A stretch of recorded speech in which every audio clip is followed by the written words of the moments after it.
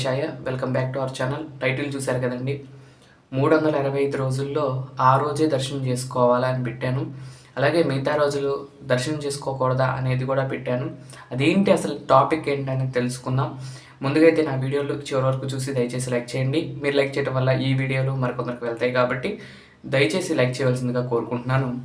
అయితే రీసెంట్గానే మొన్న ఏకాదశికి ఒక ఇన్సిడెంట్ అయితే జరిగింది, కానీ కొంచెం లేట్గా అయితే పెడుతున్నాను. ఏం లేదండి, మీ అందరికి కూడా చూసే ఉంటారు టీవీల్లో.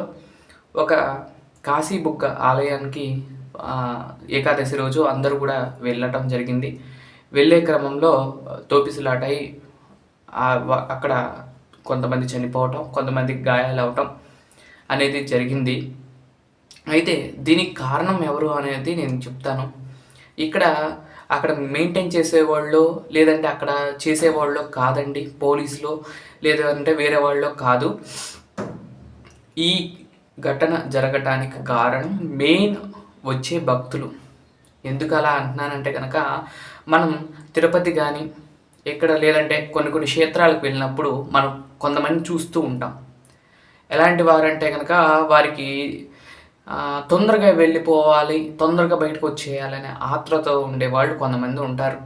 అలాంటి వాళ్ళ వల్ల ఇంతమంది చనిపోవటానికి కారణం వాళ్ళు చేసే ఆ యొక్క అడావుడి వల్ల మిగతా వాళ్ళందరూ ఇలా చనిపోవడం అనేది జరుగుతుంది. తిరుమలలో కూడా మనం చూసే ఉంటాం, క్యూ లైన్లో వెళ్తూ ఉంటాం. ఈ తిరుమల అనేది ఎవరైనా చెప్పినా, అంటే ఎవరికి చెప్పినా కూడా అది అర్థమైపోతుంది. ఎందుకంటే తిరుమలలో మనం పడుకుని ఉన్నాం అనుకోండి, ఒక కంపార్ట్మెంట్లో కూర్చోబెట్టినప్పుడు కావాలని చెప్పి కొంతమంది గోవిందా గోవిందా అంటూ అరవటం, అరిసేసరికి అందరూ లేచి పరిగెత్తుకుంటూ వెళ్ళిపోవటం మూలకి అనేది చేయటం. లేదని కొంతమంది ఏంటంటే కనుక అది తీసేశారని చెప్పటం, కావాలని చేసి ఎవరి కాళ్ళు మేమే తొందరగా వెళ్ళాలి, మేమే ముందు వెళ్ళాలని చెప్పి ఆతృతతో ఏం చేస్తున్నారు, తోపిసలాట్లయితే జరుగుతున్నాయి. మేము రీసెంట్గా అరుణాచలం వెళ్ళారు, మీ అందరికి కూడా తెలుసు.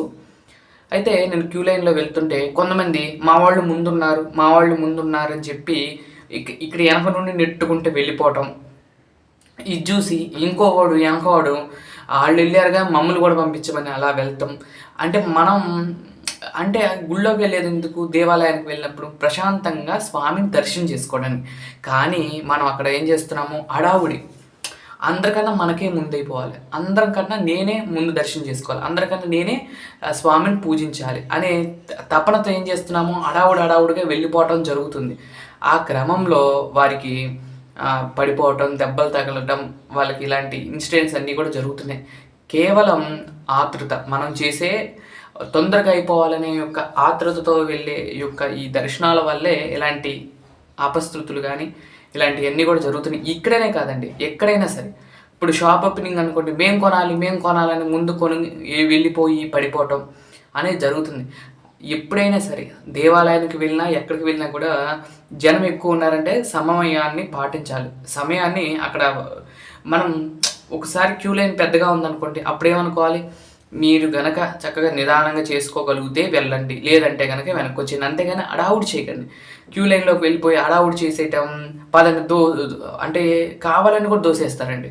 అరుణాచలంలో మాకు గర్భాలయం ముందు ఒక ఆయన అయితే అసలు చేయి పెట్టి కావాలని దోసి ఏమంటున్నాడంటే వెనకాల వాళ్ళు దోశారని చెప్తున్నాడు.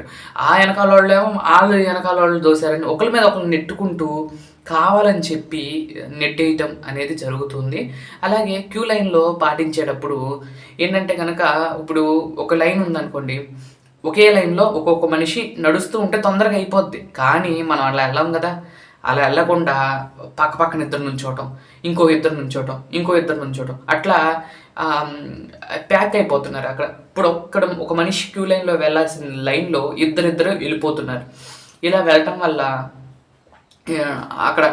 అప్పుడు మొత్తం కలిపేటప్పుడు కొంచెం లేట్ అవుతుంది.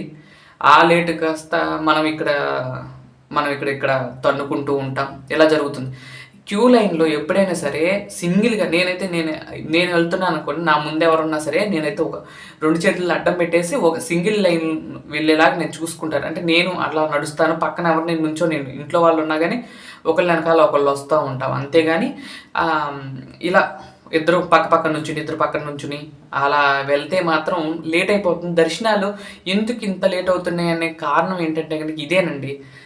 మెయిన్ వెళ్ళిన తర్వాత మాకు తొందరగా అయిపోవాలి, మేమే తొందరగా దర్శనం చేసుకోవాలనే ఆతృతతో ఏం చేస్తున్నారు, దూసుకుంటూ వెళ్ళిపోతామే, నెట్టుకుంటూ వెళ్ళిపోవటం వల్ల ఈ యొక్క ప్రమాదాలన్నీ కూడా జరుగుతున్నాయి. ఇక్కడనే కాదు, చాలా చోట్ల ఈ యొక్క ప్రమాదాలకు కారణం ఆతృత. అలాగే మిగతా రోజుల్లో వెళ్ళరండి. మిగతా రోజుల్లో శనివారాలు వచ్చినా శుక్రవారాలు వచ్చినా ఎప్పుడు దర్శనాలకు వెళ్ళరు. 365 రోజులు ఎన్నో ఏకాదశాలు వస్తాయి. ఆ ఏకాదశులు వదిలేసి ఈ యొక్క ఏకాదశి లేదంటే ఈ ముక్కోటి ఏకాదశి, అలాగే కొంచెం పండితులు ఏం చెప్తారంటే ఈ ఏకాదశి చాలా పరమ పవిత్రమైనది, ఈ ఏకాదశి దశి రోజు స్వామివారిని దర్శనం చేసుకుంటే అద్భుతమైన ఫలితాలు వస్తాయి అని చెప్పేస్తారు. అవి పట్టుకుని జనం అంతా కూడా ఈ రోజు దర్శనం చేసుకుంటే ఈ పుణ్యం వస్తుంది అని చెప్పి అందరూ వెళ్ళిపోవటం అనేది జరుగుతుంది. దీనివల్లే ఈ యొక్క సగం కూడా జరుగుతున్నాయి. కానీ 365 రోజుల్లో ప్రతిరోజు మంచి రోజేనండి. ఏ రోజైనా మంచిదే, ఏ ఏకాదశి అయినా మంచిదే. నేనైతే అదే ఫాలో అవుతానండి. ప్రత్యేకంగా దినంలో ప్రత్యేక పూజలు అనేవి ఏమి ఉండవు. నాకు ఎప్పుడు నచ్చితే అప్పుడు ఆ రోజు ప్రత్యేక పూజేనండి. నాకు ఏ రోజు సంతోషంగా ఉందో ఆ రోజు స్వామికి స్పెషల్ పూజే. ఏ రోజైతే నాకు చేయాలనిపిస్తుందో ఆ యొక్క అభిషేకం చేసేసుకోవటమే. అది నేను ఫాలో అవుతాను. అంటే రోజులతో పని లేదు. మనకి ఏ రోజు మంచిదని కాదు, ప్రతిరోజు మంచి రోజే.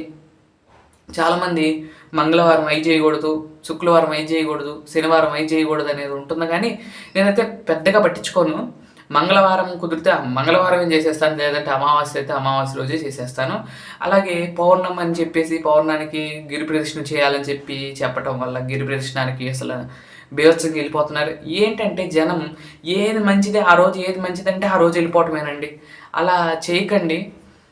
చెప్పేవాళ్ళు కూడా పలానా రోజు అదే రోజు మంచిది అనేది మాత్రం చెప్పకండి. చెప్తే కనుక ఇలాంటి సంఘటనలు జరుగుతున్నాయి. అంటే ప్రతి ఏకాదశి మనకు ప్రతి నెలలో వచ్చే ఏకాదశి మనకు పరమ పవిత్రమైంది. అలాంటిది ఆ ఒక్కరోజే ఏమీ మనకు రాదు. అయితే వెళ్ళండి. వెళ్ళినప్పుడు ఈ యొక్క క్యూ పద్ధతిని పాటిస్తే కనుక మీరు చక్కగా స్వామివారి దర్శనం చేసుకుని మీరు రాగలరని నేను కోరుకుంటున్నాను. ఇలాంటి సంఘటనలు జరగకుండా ఉంటాయని నా ఉద్దేశం అండి. అందుకని అలా పెట్టాను.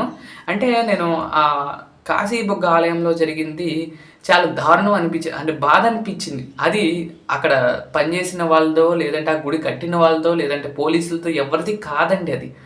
అది భక్తులు చేసుకున్న ఇదేనండి. దోసుకుని నెట్టుకుని వెళ్ళటం. అంటే నేను ముందెళ్ళాలి. మెయిన్ కారణం ఏంటంటే గుళ్ళో నేను ముందెళ్ళాలని ఒక ఇంటెన్షన్ వల్లే ఈ యొక్క ప్రమాదాలన్నీ జరుగుతున్నాయని నేను భావిస్తున్నాను. ఎంతమంది ఇది నేను చెప్పింది నిజమని నమ్ముతున్నారో తప్పకుండా కామెంట్ చేయండి, నేను తెలుసుకుంటాను. ఇదండి ఈరోజు వీడియో. ఈ వీడియో మీకు చేయడానికి కారణం నేను వీడియో చూసి నాకు చాలా బాధ అనిపించింది. అందుకని మీతో పంచుకుందామని ఈ వీడియో తీశాను. మీకు ఈ వీడియో నచ్చిందని భావిస్తున్నాను. నచ్చితే కనుక లైక్ చేయండి, షేర్ చేయండి, సబ్స్క్రైబ్ చేయండి.